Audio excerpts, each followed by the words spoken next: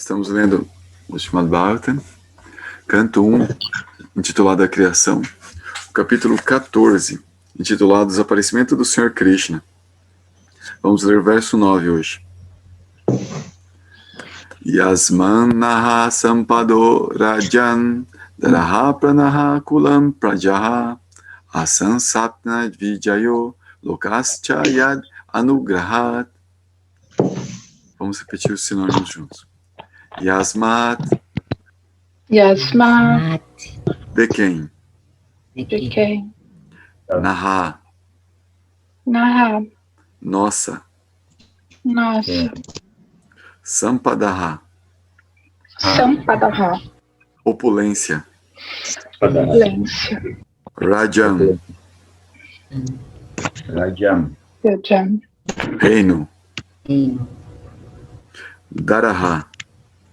Daraha. Boas esposas. Boas esposas. Pranaha. Pranaha. Pranaha. Existência da vida. Existência da vida. Existência da vida. Kulam. Kulam. Kulam. Dinastia. Dinastia. Prajaha. Dinastia. Prajaha. Prajaha. Súditos. Súditos. Assam. Ação. Assam. Tem se tornado possíveis. Tem se tornado possíveis. Sapatna. Sapatna. Competidores. Competidores. Vijayaha. Vijayaha. Conquistas. Conquistas. Lokaha. Lokaha. Lokaha. Futura acomodação nos planetas superiores. Futura acomodação nos planetas superiores. Cha. Cha. Cha. E. E. Yat. Yat. Por cuja. Anugrahat. Anugraha. Pela misericórdia de. Misericórdia de. Eu vou só voltar para a câmera aqui, só vou acender a luz ali, já volto, só um minutinho, tá? Uhum.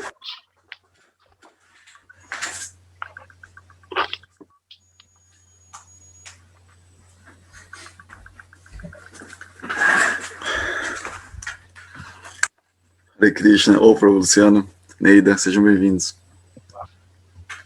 Bom dia. Bom dia. Então vamos lá. Bom dia, Neida. Então vamos ler aqui a tradução do significado do Sadhana Graça e Prabhupada. É unicamente devido a ele que toda a nossa opulência real, boas esposas, vidas, progenie, controle sobre nossos súditos, vitória sobre nossos inimigos e acomodações futuras nos planetas superiores têm se tornado possíveis. Tudo isso se deve à sua misericórdia sem causa para conosco. Então aqui só para relembrar, a gente está lendo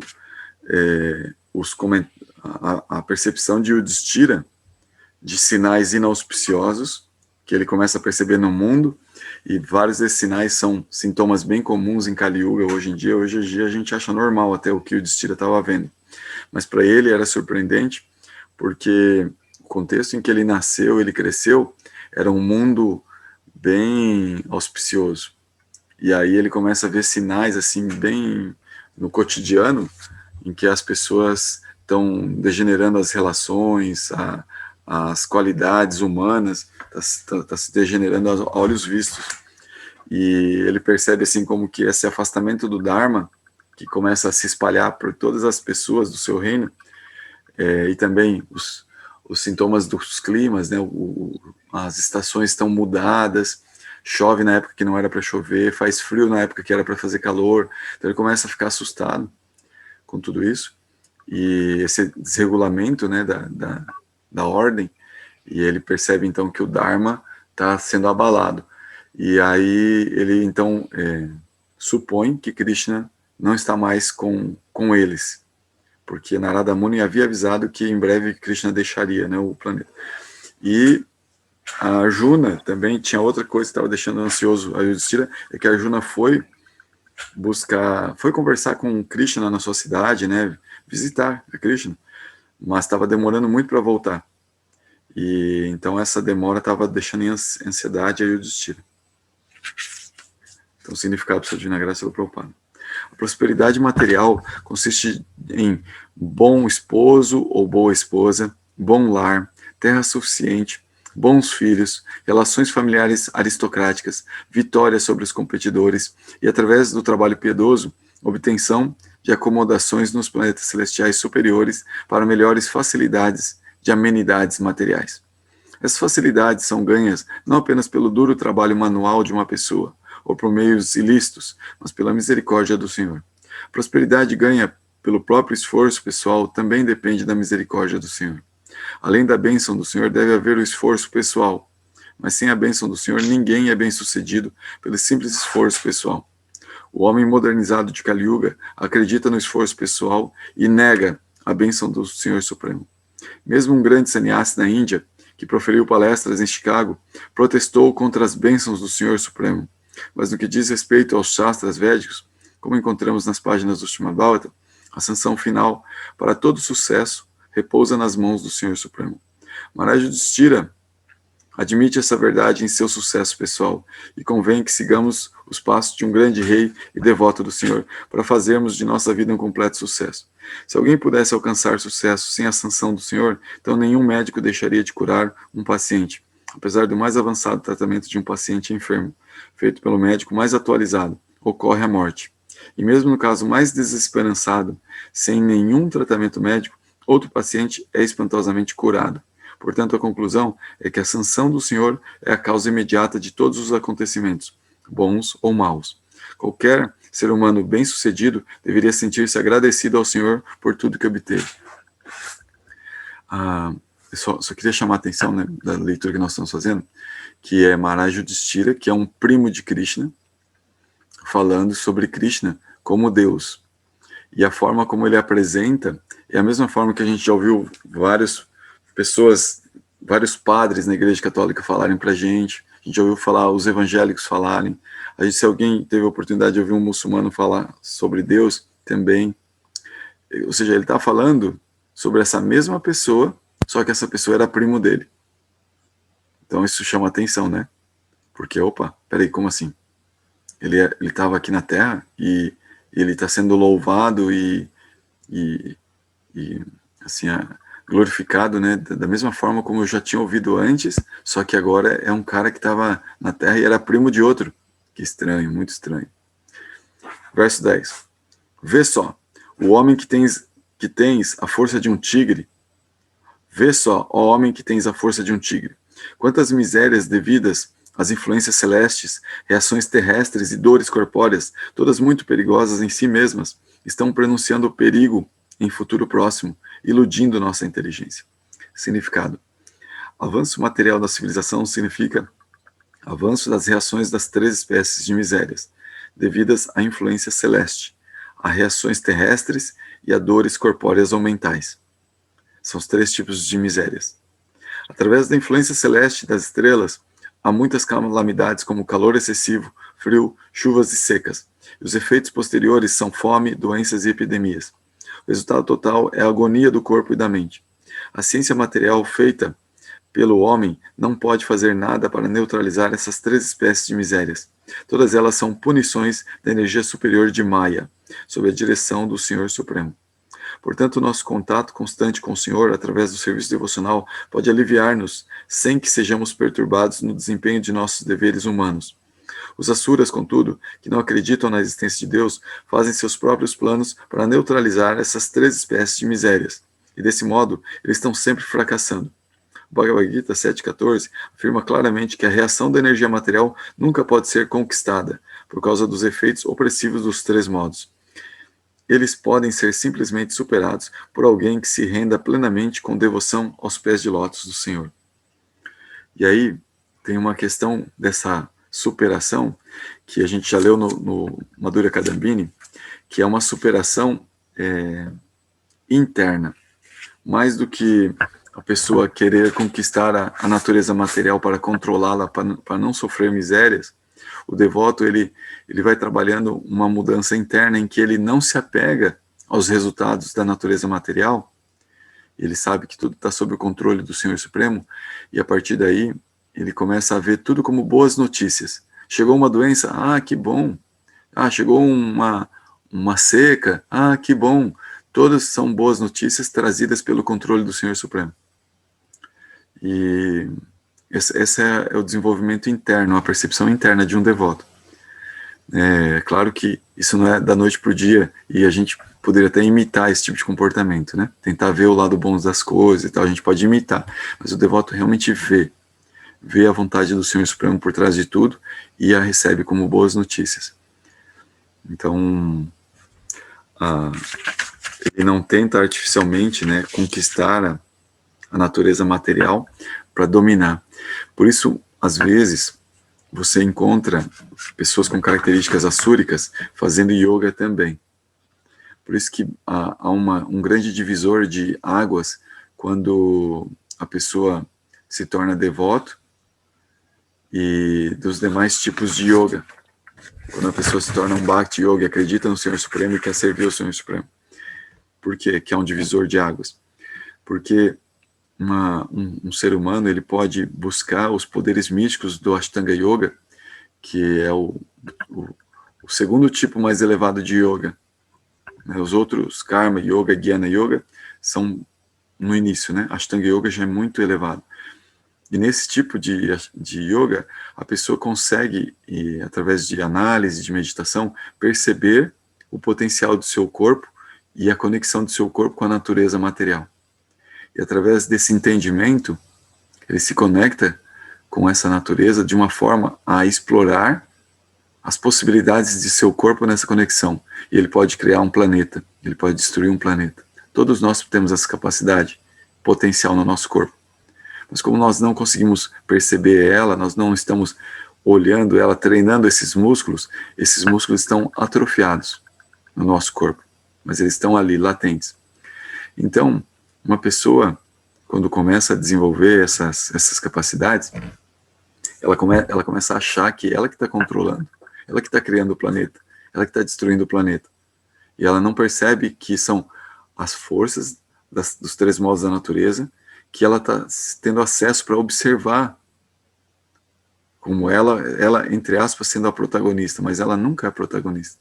Ela só está participando, assim como observadora, querendo, né, às vezes, aquilo, pensando naquilo, sentindo algo por aquilo. Então, esse é o papel da alma, né? Ela não faz nada, ela só observa. Então, um yogi que está buscando só poder, né, buscando se dar bem, independência em relação ao Senhor Supremo, ele vai se desenvolver também nesse caminho, mas com uma mentalidade assúrica. Então, o devoto, ele realmente deixa a mentalidade assúrica de lado. Não é que todo Ashtanga Yogi é um asura. Não estou falando isso. Existem pessoas extremamente piedosas que estão trilhando o caminho da bondade, né, dos devatas, que não acreditam também no Senhor Supremo. Não tem essa conexão com o absoluto na sua forma pessoal. O veem como uma energia, né, como um Brahman pessoal. E mesmo assim são devatas. Mas a diferença de um devata para um asura nesse nível é muito pouca. Então, por isso que um bhakta, ele tem uma diferença muito grande. Ele acumula todas as possibilidades dos outros tipos de yoga, só que com a grande diferença de que ele inclina a sua cabeça diante do Senhor Supremo. Enquanto o yogi não tem muito essa necessidade, o yogi devata, e nem o yogi asura. E eles são muito parecidos na prática. Verso 11. O lado esquerdo do meu corpo, minhas coxas, braços e olhos estão todos tremendo repetidamente. Estou tendo palpitações cardíacas devido ao medo. Tudo isso indica acontecimentos indesejáveis. Então isso aqui é aquele tipo de intuição, né? Significado. A existência material é cheia de coisas indesejáveis. Coisas que não queremos nos são impostas por alguma energia superior. Não vemos que essas coisas indesejáveis estão sob o jugo dos três modos da natureza material. Quando os olhos, braços e coxas de um homem tremem constantemente, deve-se saber que algo indesejável está para acontecer. O lado esquerdo, né? esse aqui é o lado esquerdo, tá? Se os braços, coxas, os olhos tremem do lado esquerdo do homem. Eu já ouvi dizer, eu nunca li, tá? Mas eu já ouvi dizer que nas mulheres é do lado direito. Que para as mulheres, quando ela começa a dar esses sinais de tremer a pálpebra do olho direito, tremer o braço, as coxas, começar a dar uns fisgões, assim, umas tremidas, que é sinal inauspicioso de que algo ruim vai acontecer. E o contrário também é verdade. Se o lado direito começa a piscar no homem, a coxa direita, o braço direito começa a tremer assim, é sinal auspicioso.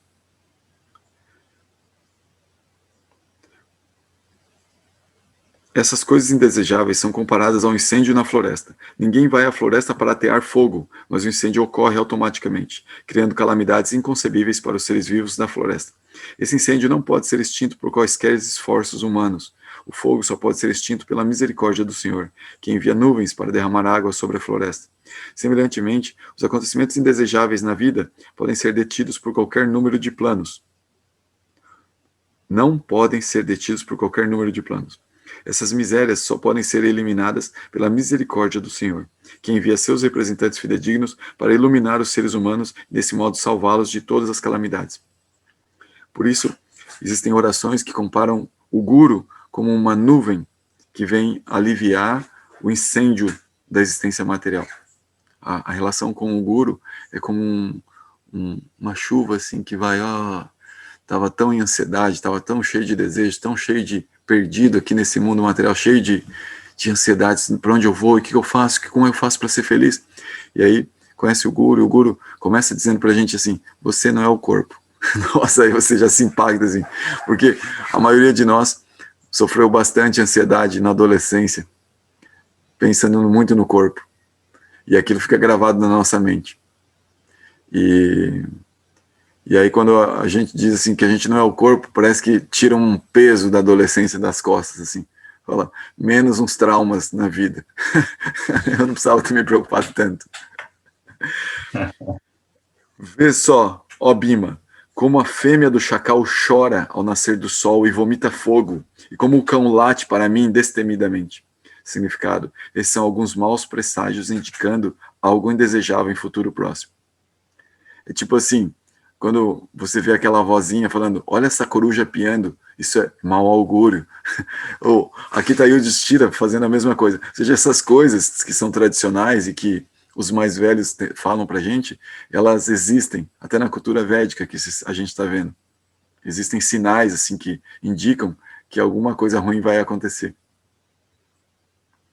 Verso 13.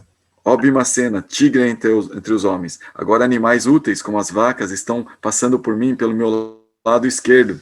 Olha só, o nível de sinais, assim, né? Porque muita gente fala que é superstição e tal, né? Então a gente tem que aprender a ler esses sinais, né? Agora animais úteis, como as vacas, estão passando por mim pelo lado esquerdo. E animais inferiores, como os asnos, estão me circungirando. Meus cavalos parecem chorar ao me verem. Vê só, esse pombo é como um mensageiro da morte.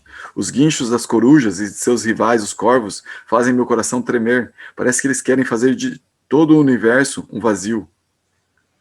Vê só como a fumaça envolve o céu. Parece que a terra e as montanhas estão pulsando. Ouve só o trovão sem nuvens e vê os relâmpagos no céu azul. O vento sopra violentamente, esparramando poeira por toda parte e criando escuridão. As nuvens estão chovendo em toda parte, provocando desastres sangrentos. Os raios do sol estão declinando e as estrelas parecem estar lutando entre si. Entidades vivas confusas parecem estar ardendo em chamas e chorando. Os rios afluentes, represas, reservatórios e a mente estão todos perturbados. A manteiga já não acende o fogo. Que tempo extraordinário é este? O que vai acontecer? Os bezerros não sugam as tetas das vacas, tampouco as vacas dão leite. Elas estão paradas, chorando com lágrimas nos olhos, e os touros não sentem prazer nos campos de pastagem. As deidades parecem estar chorando no templo, lamentando-se e transpirando. Parece que estão a ponto de partir. Todas as cidades, aldeias, municípios, jardins, minas e eremitérios agora estão desprovidos de beleza e privados de toda a felicidade. Eu não sei que espécies de calamidades nos esperam agora. Creio que todos esses distúrbios terrestres indicam uma grande perda para a boa fortuna do mundo. O mundo foi afortunado de ter sido marcado com as expressões dos pés de lótus do Senhor. Esses sinais indicam que isso não mais acontecerá. Ó Brahmana Saunaka, enquanto Maharaj Yudhishthira, observando os sinais inauspiciosos sobre a terra naquela ocasião, pensava assim consigo mesmo, Arjuna voltou da cidade dos Yados, do Arca. Quando ele se prostrou a seus pés, o rei viu que sua depressão não tinha precedentes. Sua cabeça estava pendida e lágrimas deslizavam de seus olhos de lótus. Vendo Arjuna pálido devido às ansiedades de seu coração, o rei, lembrando-se das indicações do sábio Narada, perguntou-lhe no meio dos amigos.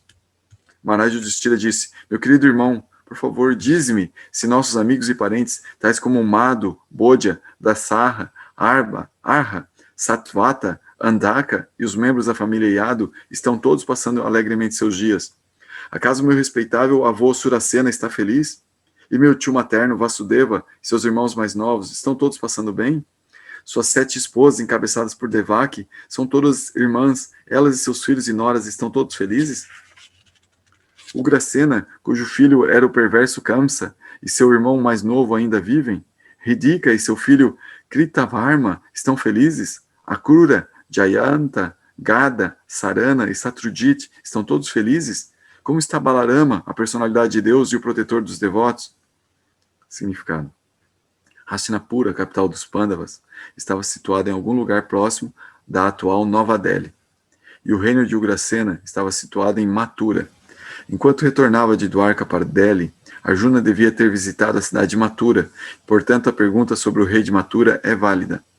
Entre vários nomes dos parentes, o nome de Rama ou Balarama, o irmão mais velho do Sr. Krishna, é acrescentado com as palavras a personalidade de Deus, porque o Sr. Balaram é a expansão imediata do Vishnu Tattva, como o Prakasa Vigraha do Sr. Krishna.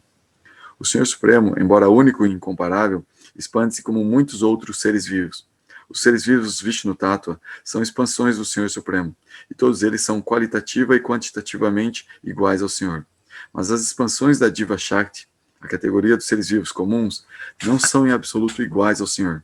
Aquele que considera a Diva Shakti e o Vishnu Tattva como estando em nível de igualdade é considerado uma alma condenada do mundo. Sri Rama ou Balarama é o protetor dos devotos do Senhor. Baladeva age como mestre espiritual de todos os devotos, e por sua misericórdia sem causa, as almas caídas são salvas. Sri Baladeva apareceu como Sri Nityananda Prabhu durante o advento do Sr. Chaitanya, e o grande Sr. Nityananda Prabhu exibiu sua misericórdia sem causa ao liberar uma dupla de almas extremamente caídas, chamadas Jagai e Madai. Portanto, aqui se menciona particularmente que Balarama é o protetor dos devotos do Senhor. Somente por sua divina graça podemos aproximar-nos do Supremo Senhor Sri Krishna, e assim, Sri Balarama é a encarnação da misericórdia do Senhor, manifestada como o mestre espiritual, o salvador dos devotos puros. Isso é uma analogia que você vai ouvir constantemente dos Vaishnavas, dos Gaudiyas Vaishnavas, que o mestre espiritual é a personificação de Balarama. Então, é como que o irmão de Krishna, né, Balarama, ele é representado pelo mestre espiritual. Verso 30. Como está Pradyumna, o grande general da família Vrishni? Ele está feliz? E Aniruddha, a expansão plenária da personalidade de Deus, está passando bem? Significado. Pradyumna e Aniruddha também são expansões da personalidade de Deus, e desse modo, eles também são Vishnu Tattva. Em Dwarka, o Sr. Vasudeva está ocupado em seus passatempos transcendentais, juntamente com suas expansões plenárias, a saber, Sankarsana, que é Balarama, Pradyumna e Aniruddha. E, portanto, cada uma delas pode ser tratada como a personalidade de Deus, como se menciona em relação ao nome Aniruddha. Bhagavan. Verso 31. Todos os filhos... Pode repetir. Uhum. Pode repetir ali que o mestre espiritual, qual era a personalidade? Balarama. Peguei o nome, o primeiro, Balarama. Sri Balarama. É o... Ele é o quê de Krishna? O irmão de Krishna. Tá bom, obrigada. É bem interessante esse aspecto do Tattva, Neida, que segundo a cosmovisão védica, de que Krishna é a original personalidade de Deus. Ele é sem causa, ele é o que sempre existiu e nunca foi criado. Mas Balaram é a primeira expansão de Krishna. É como Balaram surgiu depois de Krishna. Como que eles são eternos. Krishna, Balaram, nós somos eternos. Ou seja, nós somos sem um início, assim. Nós sempre existimos. Porque nós saímos do corpo do Senhor Supremo, que sempre existiu. Então, Balarama também sempre existiu. Mas, na cosmovisão védica, é dito que ele é uma expansão de Krishna. Ou seja, ele saiu do corpo de Krishna. Ele é eterno porque estava em Krishna. Mas ele se expandiu. E de Balaram foi criado tudo demais. Tudo que existe é criação de Balaram. A cosmovisão védica explica assim, que Krishna é a original personalidade de Deus. Balaram é a primeira expansão. E tudo que existe é expansão de Balaram.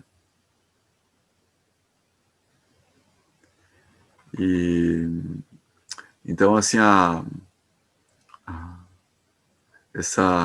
é como que Krishna não fez mais nada, só fez Balaram. Depois Krishna só desfrutou, só brincou com tudo que Balaram criava para ele brincar, para divertir ele. Mas agora os elementos são expansões de Balaram também? Sim. Quer dizer, são expansões de uma expansão de Balaram. Como a expansão original das expansões é Balaram, mas vem depois do Kishora, não, é do Garbhodaka Sai Vishnu. Ah, entendi. Então, assim, Balaram é uma expansão de Krishna, depois Balaram houveram outras expansões e dessas expansões os elementos surgiram, é isso? Isso, entendi. Tudo, Que bonito. Inclusive o mundo espiritual. O mundo espiritual todinho é montado pela energia de Balaram, na cosmovisão védica. A gente tinha que estudar mais ele, né, então? Esses são tatos, assim, muito que os devotos mencionam, mas como é algo tão difícil de compreender, assim, né, mas como assim, e como essa expansão, e como, né, sabe, assim, é uma coisa muito, então, se menciona, né, você tem um livro chamado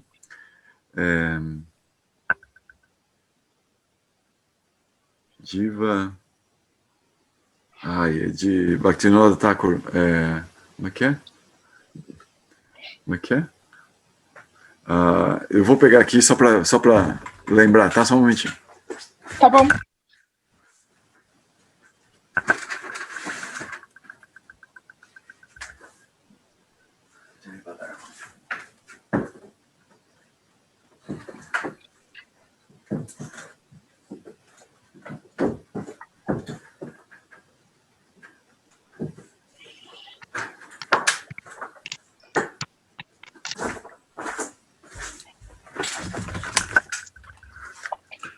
Esse livro aqui, chama Jaiva Dharma. Jaiva Dharma. Esse livro, ele tem, acho que em PDF, você encontra em vários lugares para comprar. Ele tá distribuído no mundo todo, porque ele tem um valor muito, muito significativo. Ele foi escrito por Bhaktivinoda Thakur.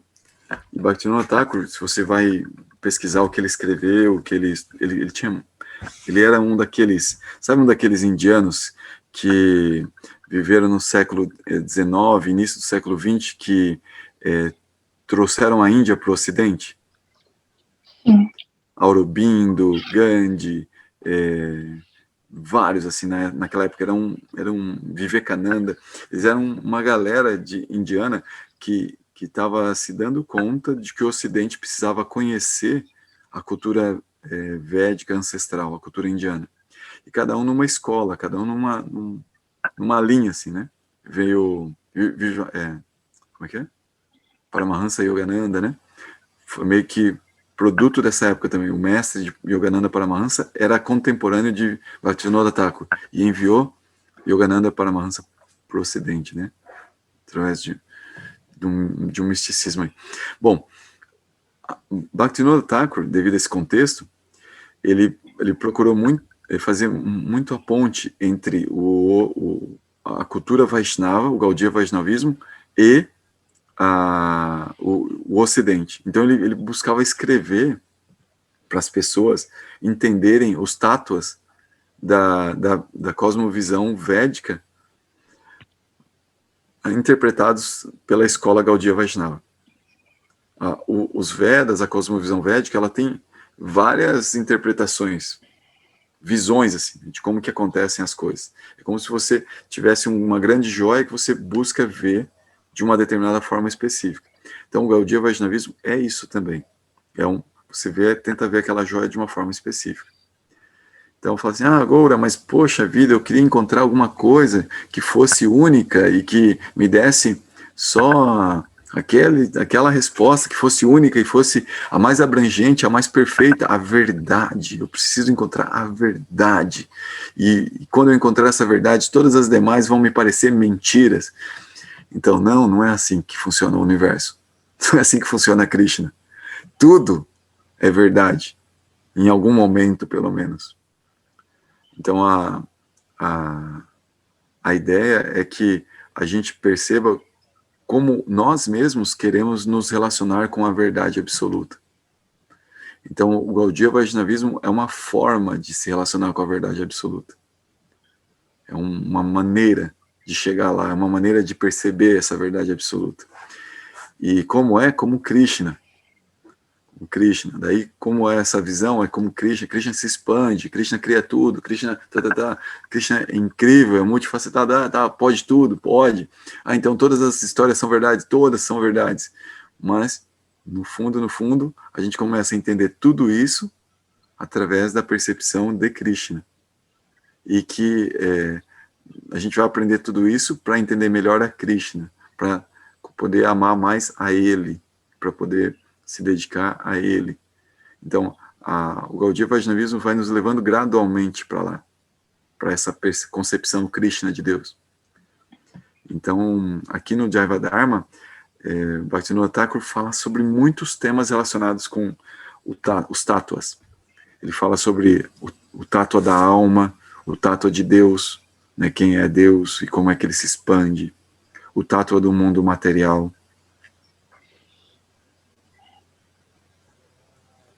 É bem interessante.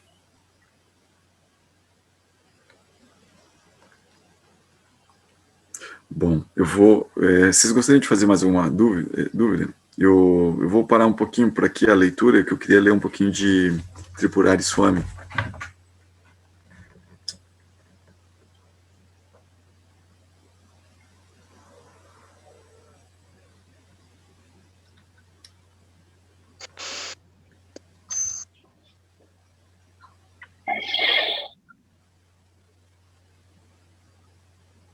Se vocês tiverem alguma dúvida, quiserem fazer algum comentário, fica à vontade, tá?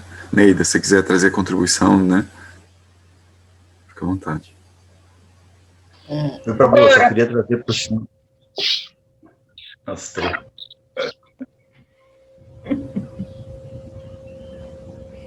Agora, Sim, estou escutando. aonde eu posso encontrar como que os elementos foram criados? Assim, profundamente, você sabe? Então, tem no Bhagavatam uma sequência da criação, pelo que eu vi até hoje, a mais completa, assim, que eu encontrei até hoje. Talvez tenha outros Puranas, algumas outras indicações mais detalhadas, mas no Bhagavatam tem uma sequência bem legal. Que bom. Às vezes eu fico pensando, né, porque eu fico estudando essas questões relacionadas a outros campos, né, outras áreas de conhecimento, como na alimentação, no herbalismo e tal. E aí eu falo, mas, gente, como que foi criado, né? Como é que pode? Então, eu fico uma certa curiosidade. Eu vou esperar, eu vou estudar depois. Obrigada. Legal, essa parte, ela é analítica, né, Sankhya, e ela ajuda a entender o mundo, ajuda a entender a gente mesmo. É um tipo de yoga também. Apesar de parecer que a gente está olhando para fora, ajuda a entender a gente também. É bem legal. Sim. Por isso ela está no Bhagavatam, né? Senão ela nem estaria no Bhagavatam, como um tema importante. Obrigada. Quem mais? O Luciano ia fazer uma pergunta. Eu não ia perguntar, né? Eu só ia trazer para o Prabhu e para vocês que aos sábados eu vou precisar me retirar um pouquinho mais cedo, porque está ficando ruim para mim que eu pego às 8 da manhã no sábado. E aí eu estou a 20 minutos do trabalho e aí fica meio complicado, fica muito corrido para mim. Eu vou sair um pouquinho mais cedo dos 7h30. Tá bom. Obrigado, Luciano. E eu, assim, ó, o que eu gostaria de ler, que eu te falei aquela vez, não tem a ver... Não tem a ver, tem a ver com a alimentação. Daí eu disse, a Georgia falou de alimentação. Mas, assim, é só para constatar, assim, essa verdade das coisas que a gente fazia com os animais, né? Então, eu só queria ler um trechinho aqui do livro Missionários da Luz, do Chico, aqui pelo Espírito de André Luiz, que fala assim, ó: por tamanha estranheza, perguntou o cuidadoso orientador, e nós outros, quanto nas esferas da carne, nossas mesas não se mantinham à custa das vísceras dos touros e das aves, a pretexto de buscar recursos proteicos, exterminávamos frangos e carneiros, leitões, cabritos, sugávamos tecidos musculares, roíamos os ossos, não contentes em matar os pobres seres que nos pediam roteiros de progresso e valores educativos para melhorar, atenderam à obra do Pai. Dilatávamos os requintes das explorações milenárias e infligíamos a muitos deles determinadas moléstias para que nos servissem ao paladar com a máxima eficiência. Só queria ler assim para ilustrar que aqui também fala, né, na outra escritura da coisa horrível, né, do homem com a carne. Poxa, muito obrigado, Neide. Você vê, né, com mais detalhes, né, assim, mais, com uma cor importante, né, que a gente precisa, às vezes, a escritura é muito, assim, é muito factual, sem muita cor, né, e às vezes você pega, assim, uma percepção, assim, do drama que realmente isso representa, né, esses fatos, né, da gente comer carne. Ontem mesmo estava conversando com meus filhos aqui, né? E aí uma parte da conversa, né, chegou nesse ponto, né, Prabhu? E aí eu estava dizendo para eles, né, explicando para eles que teve um momento, né, antes de conhecer a consciência de Krishna, que eu tinha dito para mim mesmo que eu não queria mais violência para minha vida, sabe? E aí eu comecei a procurar um pouco mais de conhecimento, assim, tudo mais. E aí, em 2018, quando eu conheci a consciência de Krishna, e uma parte ali da sabedoria toda, milenar, tudo mais, fala na palavra ahimsa, né, que é não violência, né? E aí isso ligado diretamente com a questão da matança dos animais, né? E aí eu rapidamente fiz um link, assim, com aquilo que eu estava procurando para mim, né? E aí caiu a ficha total, né? Aí foi quando eu já tinha ouvido de filmes, assim, das matanças dos animais, em outros grupos, assim, de espiritualidade, sabe? Mas ainda não estava com a cabeça pronta, sabe? Não estava ainda, via aquilo como uma coisa ruim e tudo mais, mas também eu tinha um olhar assim, eu olhava, pô, mas parei um pouquinho, tem tanta gente, tanta família que vive disso, né? Quantas pessoas, né? Quantos seres humanos, né? Sobrevivem, né? Tem uma sobrevivência com a questão do consumo da carne, né? Então, isso era um bloqueio meu que tinha, né? Eu via aquilo como uma coisa boa, porque aquilo trazia subsistência para famílias, né? Geralmente, o cara que é açougueiro, ele é um cara pobre, né? Um cara aí que mete a mão ali para para vender carne, ele não é um cara abastado, né?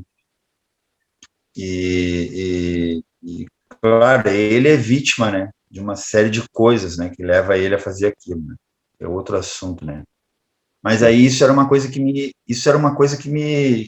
que me dava assim um abono para eu continuar comendo carne, sabe? Sim, Eu ficava assim, não, é tranquilo, demais. Mas aí depois, com o passar do tempo, eu fui caindo a ficha, sabe? Foi devagarinho, foi caindo a ficha. E aí que eu me deparo com isso, né? E a questão de realmente, né, a gente não poder mais fazer parte desse tipo de coisa, né? E eu falei para meus filhos, né, que foi o que realmente, assim, pesou muito na balança para eu parar de comer carne, foi essa questão de ahimsa, né, de não violência, né, de viver uma vida sem violência, né? sim. E, basicamente, né, o que pesa muito é essa questão de comer carne, não tem jeito, né? Sim. Infelizmente, assim, é um tema muito, muito profundo que às vezes até a gente evita falar um pouco disso, porque dos sentidos o mais forte é a língua, sabe? É. Então as pessoas, quando você chega para alguém e você tem uma mensagem para a pessoa, isso vai envolver um controle dos sentidos, uma privação dos sentidos, e que essa privação seja com relação ao sentido que é mais forte na pessoa, que é mais preponderante, a mente da pessoa vai te ver como inimigo. Sim. Então Com você certeza.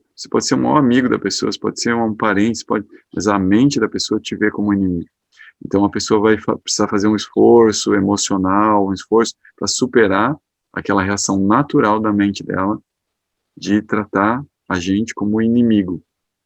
Então é uma abordagem assim que assim muitos Vaishnavas, eles estão evitando hoje em dia entrar nessa seara dos, dos princípios regulativos, especialmente de ser vegetariano. Mas, assim, dentro do contexto que nós estamos vivendo, para desenvolver consciência de Deus, consciência de Krishna, né, tudo que significa isso, né? Consciência de Deus em todo o seu significado mais amplo e profundo. É necessário começar sendo vegetariano. Assim, é claro que o que se pede que a pessoa comece é cantando os santos nomes, né? Então, quando a pessoa canta os santos nomes, ela dá uma amolecida no coração que permite ela vislumbrar a necessidade de ser vegetariano, de cuidar mais da questão sexual, de cuidar mais de outras questões assim que são mais em termos de regulatórias, né? Ela vai meio que se segurar em certos impulsos naturais. Então, mas primeiro cantar os santos nomes traz a força para a alma. Então, né, o santo nome é fundamental, é importantíssimo. Então, a ênfase maior que se faz sempre é cantar os santos nomes. Mas depois a gente começa a entender que se a pessoa canta os santos nomes e mantém certos hábitos de desfrute, ela acaba não se desenvolvendo muito, porque aí ela pode cair num ciclo em que ela obtém uma certa força, uma certa visão espiritual, uma certa nutrição interna, mas isso está dando força para desfrutar mais ainda do mundo material. E a consciência de Krishna, consciência de Deus como um todo, né, em qualquer religião fidedigna, consciência de Deus leva a pessoa a entender que a atenção da pessoa para a matéria é contraproducente, vai prender a pessoa, vai fazer a pessoa passar por misérias materiais. Então, não compensa cultivar o apego à matéria, compensa cultivar o desapego. Então, aí vai essa questão, né, da importância de ir deixando alguns apegos. E a carne, ou a comida, é um dos principais apegos que nós temos e que ele voga muito em como a gente se relaciona com a realidade. Então, a carne, ela baixa muito o nível de consciência. Então, é um princípio bem importante, mas a gente prefere, às vezes, não falar muito disso, mas é um princípio bem importante. Se uma pessoa ela quer levar a vida espiritual bem a sério e progredir rápido, se ela continuar comendo carne, é como se ela ficasse uma âncora, arrastando uma âncora. Ela pode ter um processo super potente ela pode ter muita vontade, ser muito assim, firme nas suas práticas e na sua devoção e em qualquer prática que seja, mas ela vai estar arrastando uma âncora junto. Então, ela vai progredir, mas a duras penas também. Poderia ser mais suave, mais fácil, se ela não comesse carne. Então, às vezes, tem gente, conheço devotos que tem o anarta de que não consegue se livrar de comer carne. Gostariam de ser devotos de Krishna, querem ser, são devotos de Krishna, mas eles não conseguem se livrar de comer carne. Comem carne de peixe ou carne branca, às vezes. Mas eles sabem que é um anarta, assim, que eles mantêm. E é isso, eles tentam continuar sua prática, sua evolução com aquilo, né? Mas é arrastado. E aí que está a sinceridade, né? A pessoa não parar mesmo assim. Fala, não, tudo bem, eu ainda gosto de comer carne, eu vou continuar sendo devoto, eu quero fazer a prática, eu quero me associar. E ela sente que às vezes é mais pesado, porque mantém alguns hábitos, algumas práticas. Comer carne é um deles, né? Tem outros hábitos que travam a gente no progresso. E aí o devoto sincero vai ver isso não como algo que tem que defender, uma posição, eu tenho que defender isso, eu tenho que comer carne mesmo, então esquece uma coisa, eu vou largar esses devotos porque eu quero comer carne. Não, a pessoa fala, não, eu como carne, galera, mas eu vou ficar aqui perto de vocês, eu vou ficar, né, na associação e tal. Então, existem mestres que aceitam discípulos que comem carne. Existem mestres que não aceitam. Isso vai depender da capacidade do mestre.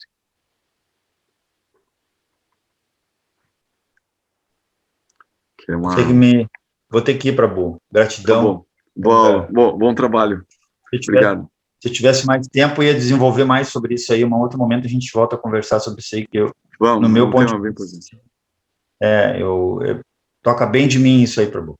Que legal. Tá bom, Prabhu. Traz para nós aí. Bom dia a todos aí, bom fim de semana. Bom dia, bom sábado. Até mais. Gente, vocês têm mais algum comentário, alguma dúvida?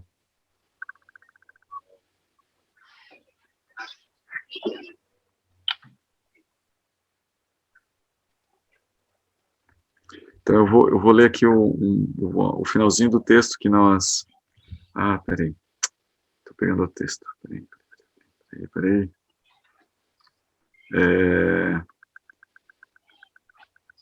O finalzinho do texto de Srila Tripurari Swami, traduzido pela Matashi Vilas. A gente estava falando sobre Shastra Yukti, ou seja, a racionalização dos Shastras. Estudar os Shastras racionalmente, como isso é importante. Então, o último verso, no último parágrafo que a gente deu, dizia o seguinte: Shastra Yukti é apenas útil enquanto alimenta a nossa fé na prática espiritual. Apenas nesse sentido, a racionalização toma características espirituais e se torna por si só parte da prática espiritual. Também é útil, se não essencial, para a pregação. De outra forma, no geral, é apenas útil até o ponto onde a nossa prática depende dela e de injunções das escrituras. Portanto, aplica-se principalmente a Vaidhi Bhakti, e é nesse contexto que o termo aparece em Bhakti Rasamrita Sindhu. Então, a racionalização das escrituras, ela é útil para Vaidhi Bhakti. Vaidhi Bhakti é o Bhakti regulado com regras, né? Tem regrinhas. É um Bhakti que você faz racionalmente, você fica, eu tenho que cantar tanto tempo de japa, eu tenho que fazer o Ekadasi, eu tenho que acordar cedo, eu tenho que fazer várias coisas, e você adota esse tenho que de uma forma regulada, porque as escrituras prescrevem o benefício, e aí a pessoa vai usando essa racionalização, vai estudando o porquê das coisas, e vai construindo, então, sua fé na própria prática. E isso é importante nessa etapa de Bhakti regulado. Lembrando que a nossa Sampradaya, a Gaudiya Vaishnava, que a gente segue aqui, né, a gente está, que eu, de certa forma, sou representante, que como estudante com vocês, ela prevê 2 etapas. Uma primeira etapa de Vaidhi Bhakti, um Bhakti regulado, mas que vai levar a gente ao Raganuga Bhakti, ao Bhakti espontâneo, um Bhakti levado pelos sentimentos da pessoa.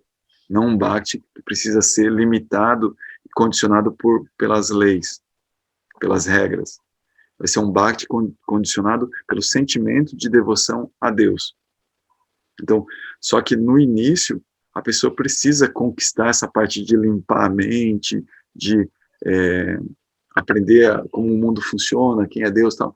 Assim, ela precisa dessa racionalização que vai dar uma prática mais sólida, uma prática firme, com uma fé firme.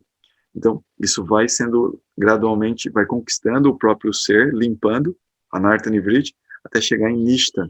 A partir de Nishta, e dali em diante, já começa a fluir o Raganuga Bhakti.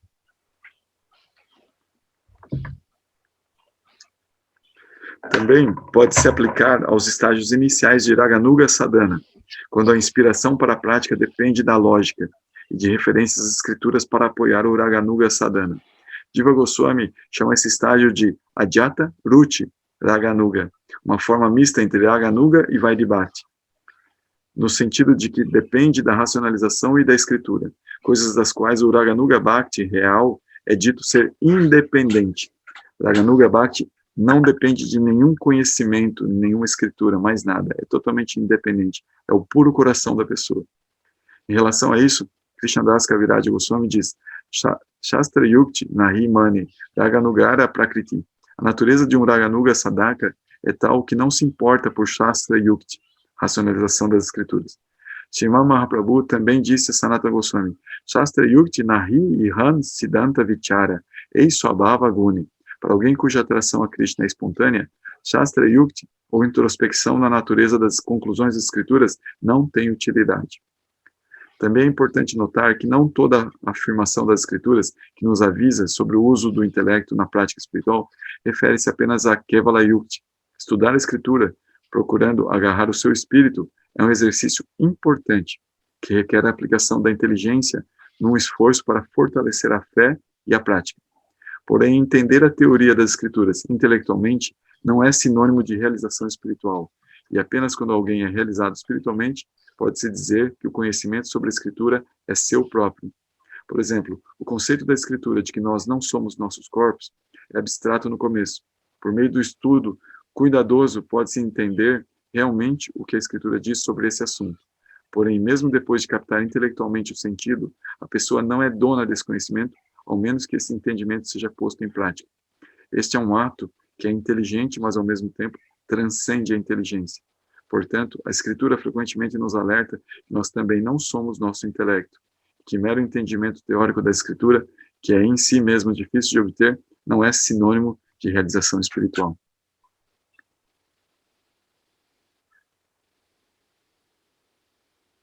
Tripurari Swami Ki Jai. Chega de néctar. Gente, vocês têm algum comentário, alguma dúvida?